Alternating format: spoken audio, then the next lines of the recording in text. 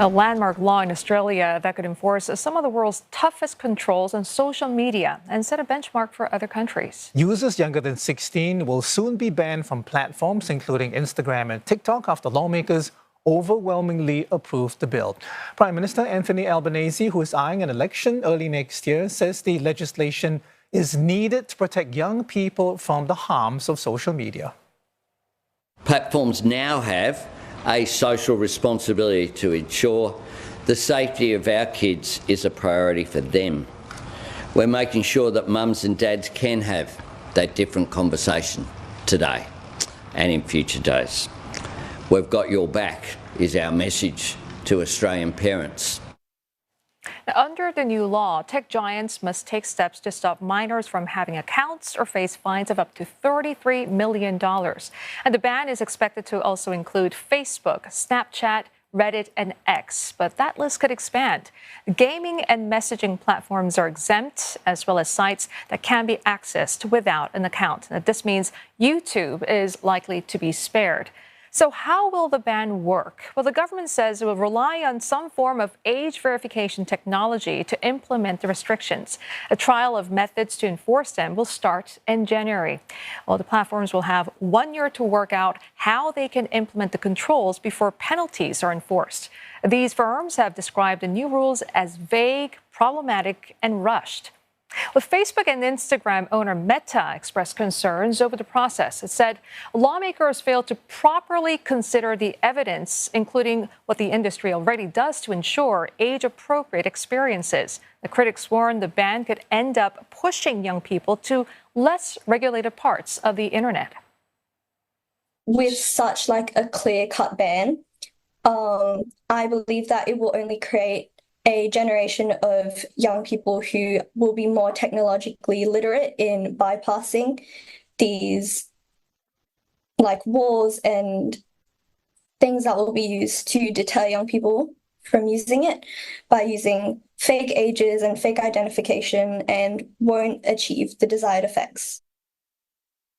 And for more on this landmark bill, Natasha Gutierrez joins us live now from Sydney. Natasha, thanks very much for talking to us. I want to ask you about some of the reactions to this landmark law so far. As you would expect, we're seeing very mixed reactions across the board. Up top, though, I do want to say that recent polling, although limited, does show support from Australian parents and caregivers. 77% of Australians surveyed agree with the age limit. But as you've already mentioned, experts on digital safety and mental health are questioning if this bill could be more harmful than helpful. The methods on implementing the ban are still unclear, but whether it's facial recognition or identity information, privacy groups are concerned about the data that will be collected from users. Mental health groups are worried about how this could isolate young people and lead them into darker corners of the internet. Even Australia's Human Rights Commission expressed serious reservations, saying laws like this could interfere with the rights of young people. So it is controversial, but I think generally there is consensus that the onus should be on tech companies. Now, whether a blanket age ban is the way to go in protecting young people from the harms of social media, that's the question. What we do know is that it has garnered a lot of attention globally. This bill was approved here late yesterday, and overnight we've seen editorials and opinion pieces from India to Russia, and in places like the UK, Denmark, and Norway, government officials have said they're keeping an eye on developments here to see if they could follow suit. So there is a lot of interest, but the question remains on whether it will be effective, given it hasn't been done successfully anywhere before, and there has been little evidence that shows an age limit is the answer. So, Natasha, talk to us about the timing of this legislation and its implications. So how much of an impact is this law likely to make with the election due next year? Yes, I think the one thing to emphasize, and Julie, you mentioned that it was rushed. is that it's all happened quite quickly. There have been concerns about how short the consultation period was, so much so that even young people were not consulted on the bill. But as I mentioned earlier, there's been a lot of support from parent groups. A government survey released 3 days ago showed an increase in Australians who support the ban. And importantly, each of the country's 8 state and territory leaders supports the ban. And so does the federal opposition. They've promised to start the ban within 100 days if they win next year's election. And that's the key. Many believe that the Albanese government pushed to pass this popular bill in the hopes that it will carry them through the federal elections next May. This was something they had promised they would do, and they were able to get it through at the very last minute. All right, Natasha, thank you very much. Natasha Gutierrez live there from Sydney. And joining us for more discussion is Dr. Danielle Einstein from Macquarie University. She's a clinical psychologist and an adjunct fellow specializing in the link between social media use and anxiety, also a co-author of a book, Raising Anxiety. Doctor, thank you very much for joining us. Firstly, could you talk to us about some of the most alarming signs that children are developing unhealthy social media habits? I think what's really important to understand is that we're concerned about the impact on development. So development under 16, and we feel that actually it really is negatively impacting development and mental health. And we see that in psychology clinics and paediatricians' offices across the board.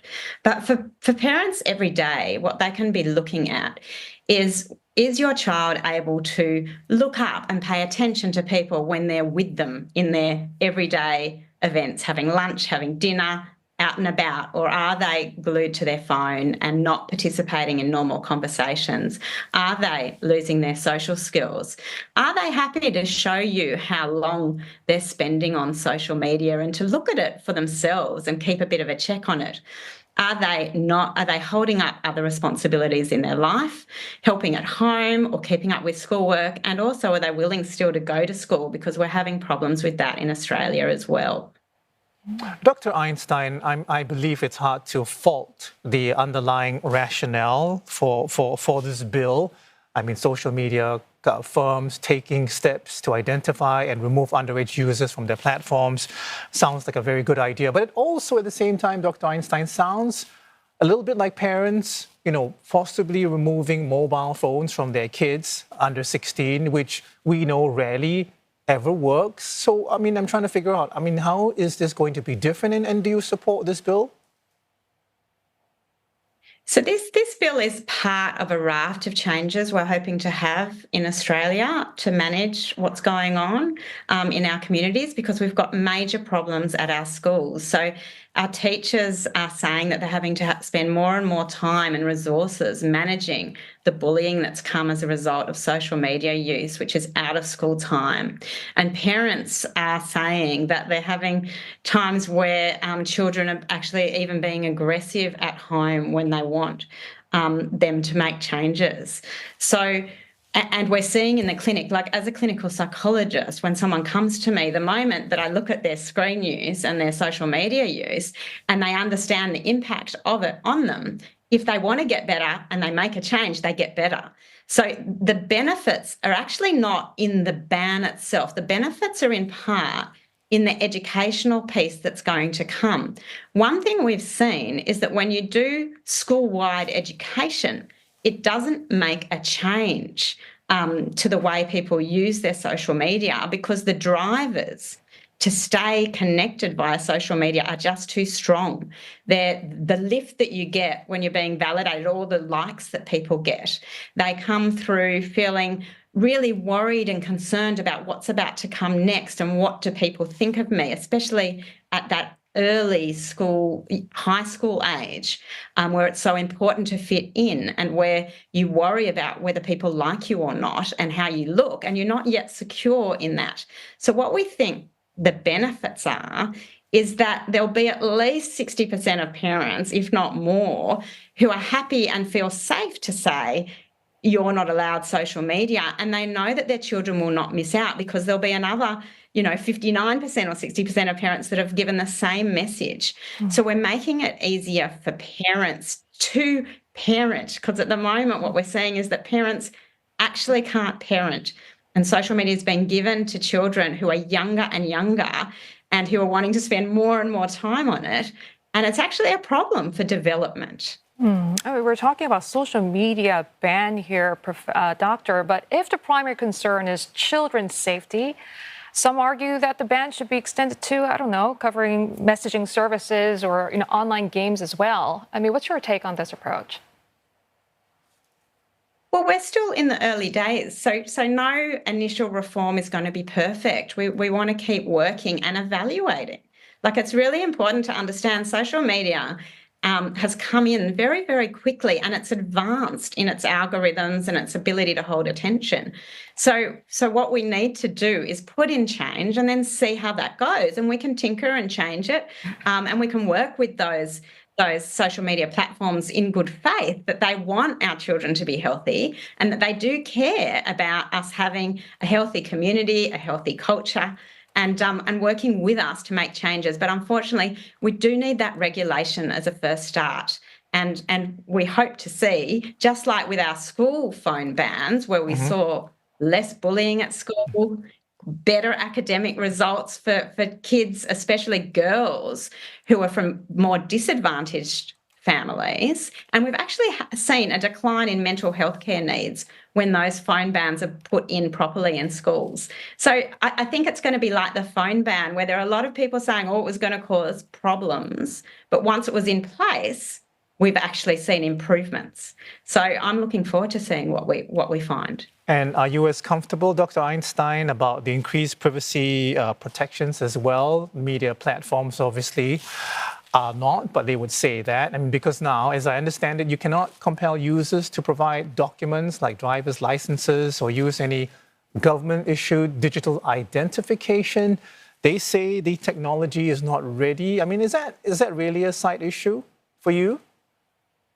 I think I believe it's a red herring. I think it's on the side. I think, most Australians actually do have to use MyGov if they want to access certain services. We do have some workarounds, but, for banks, we have to give personal information. Most things that we do have an internet capacity, which means that we need really strict security around how our information is dealt with.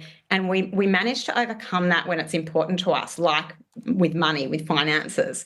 So I think it's a bit of a red herring to focus on the privacy issue. I'm much more concerned about the costs of mental health for our younger generation, because we are just having so many problems, and it's so difficult across the board for people to understand. We have children having to change schools all the time due to bullying. We have, and they're not coming out of school feeling good. They're not able to handle challenge. What social media unfortunately is doing is it gives people immediate comfort in a safe support group. And that at an early age is not a great thing for learning to manage typical challenges, typical hard things that we've got to do, like talking to someone new when you're waiting outside and about to go into a piano concert, for example. So there's lots of ways, and that's what we talk about in our book, Raising Anxiety. We explain just how technology and a lot of other factors have gone into raise anxiety, and no one's questioning the way that we use technology. We can use technology, we need technology, but we need to really evaluate when is it used and it builds our mental health, and when is it used and it's actually causing a decline in our mental health. So we talk about lots of factors, but really evaluation and thinking carefully about what's happening is the key here. And Doctor, if the ban proves effective in Australia, do you foresee other countries following suit with, I don't know, even stricter regulations? Would this sort of create a global standard? Well, I hope that, I'm sure other countries are watching what we're doing carefully, and we're watching, all of us, because we all want the best for our children. And yes, I hope we lead the way. All right, Dr. Einstein, we leave it there. Thank you so much for your time and for your thoughts. Dr. Danielle Einstein from Macquarie University.